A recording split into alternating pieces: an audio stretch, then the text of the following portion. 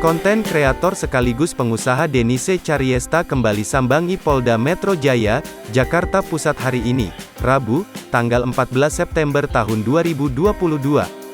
Denise mengaku bahwa dirinya kembali melaporkan pengacara Rasman Arif Nasution kepada pihak kepolisian.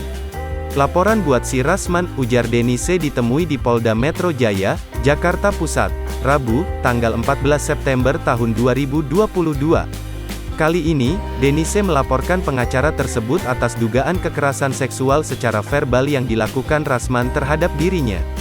Yang TPKS. Yang kayak kemarin saya bilang, tindak pidana kekerasan seksual dalam bentuk verbal terhadap saya, lanjutnya. Seperti diketahui bahwa beberapa waktu lalu, Rasman pernah melontarkan bahasa-bahasa yang diduga melecehkan Denise Caryesta dalam sebuah kesempatan. Denise mengatakan bahwa kejadian tersebut terjadi pada bulan Juni. Terjadinya bulan Juni, jelasnya. Pada laporan ini, Denise melaporkan Rasman dengan pasal 14 mengenai kekerasan seksual melalui media elektronik. Jadi kekerasan seksual non-fisik atau kekerasan seksual melalui media elektronik pasal 14 terus udah gitu tentang kekerasan seksual, tutupnya.